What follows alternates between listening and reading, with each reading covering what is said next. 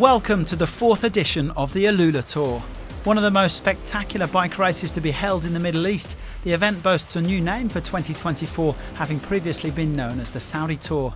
Over the next 5 days, some of the world's top riders will battle for supremacy in the majestic landscapes around AlUla. Several of the main overall contenders gathered at Moriah on Monday for the pre-race press conference. One of the big favourites is Simon Yates, who is spearheading the GC Challenge for Jayco AlUla in the home of their title sponsor. It's been great so far. People have been very welcoming. The hospitality has been great, and the riding has also been fantastic. It's really great weather, and also the road is perfect for the ride the bike, especially. Start the season world place. It's better. We have flat section. We have some climbs. Then should be a nice race. I had a good winter, and I feel ready. I'm looking forward to start season here, and yeah, it was a good winter so far. So let's see how the legs spin.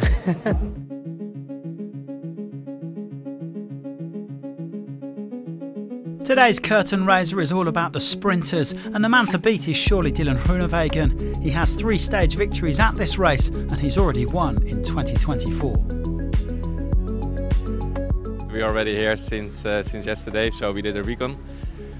So the local lap here, it's nice, bit twisty, bit corners, but big roads.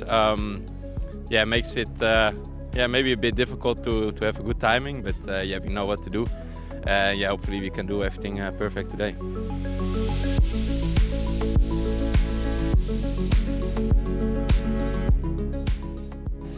Dylan won already a stage, so we will see. For me, the first road race, try to find again the feeling in the peloton. But once I'm in the last kilometer, I will have the confidence in the team, and I will try to win the stage.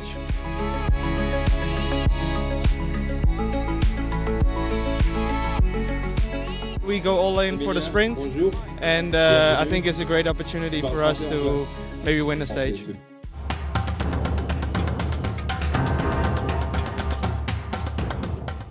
Stage 1 is a loop of just under 150 kilometres, starting and finishing at the Al Manshia train station. There are no real difficulties to speak of, although the inclusion of a bonus sprint just 10.6 kilometres from the line could shake things up in the final. Either way, a sprinter should be shrugging on the race's first leader's jersey this afternoon.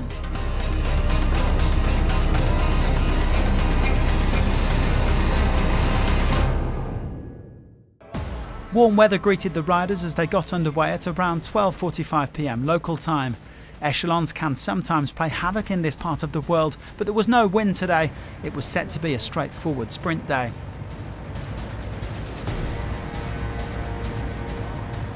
Five riders quickly shot up the road, building a maximum gap of 3 minutes.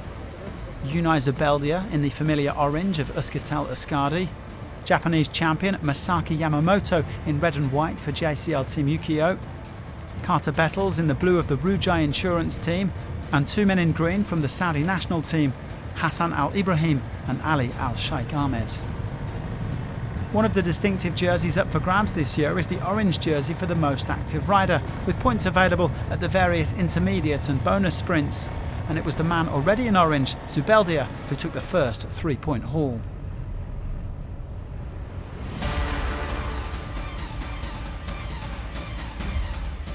Back in the peloton, the sprint teams had decided not to give the breakaway too much freedom, and the gap stabilised at around 2 minutes. Well, 5 soon became 4 up at the front, with Al Ibrahim suffering. The local man, who abandoned on the opening stage of last year's race, was clearly in some difficulty.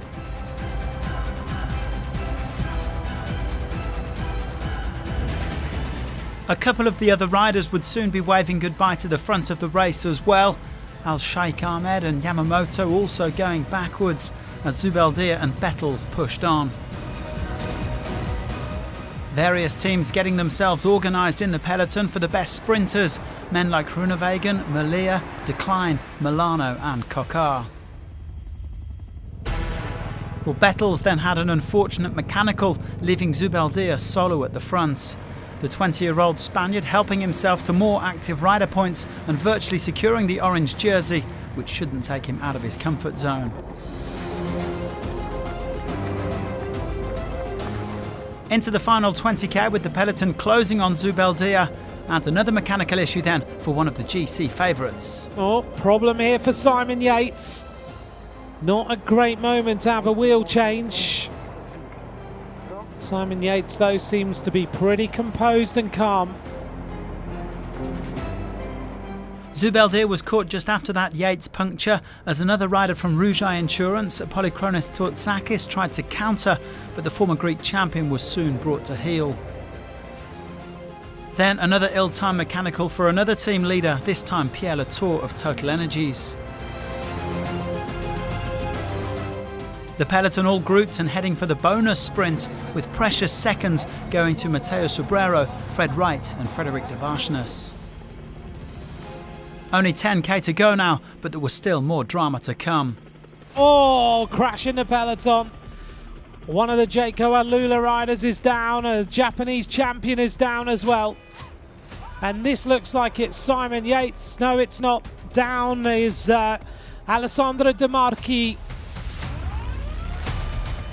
Punctures and that crash making for a scrappy finale, but the big sprinters all survived.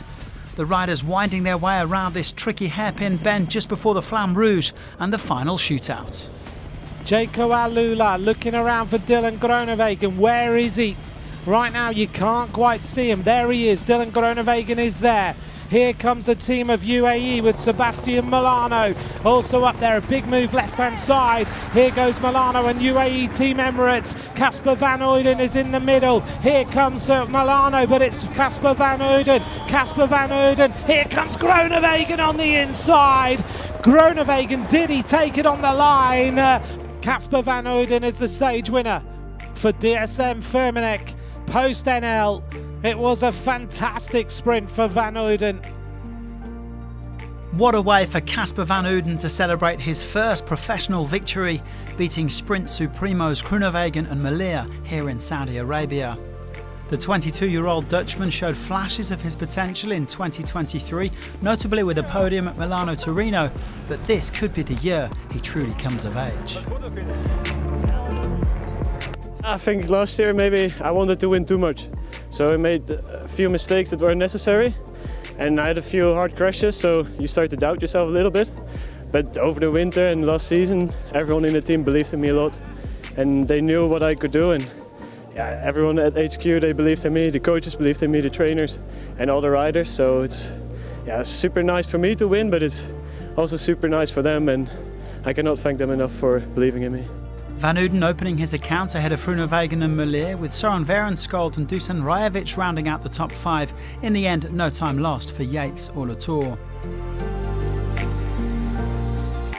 Van Uyden is the first man into the green jersey for DSM Firmenich post-NL. He leads Groenewegen and Melia, with Sobrero and Wright 4th and 5th, thanks to the seconds they nabbed at the bonus sprint. Van Uyden is also the early leader of the points classification on 15, although he'll be lending that red jersey to his nearest challenger Groenewegen tomorrow. Zubeldia took 6 points in the most active rider competition, which he leads from his breakaway companion Bettels.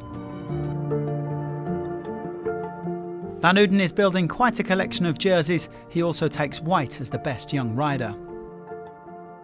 There's another flat stage to come on Wednesday, although it does have a bit of a sting in the tail and could suit the punchier sprinters.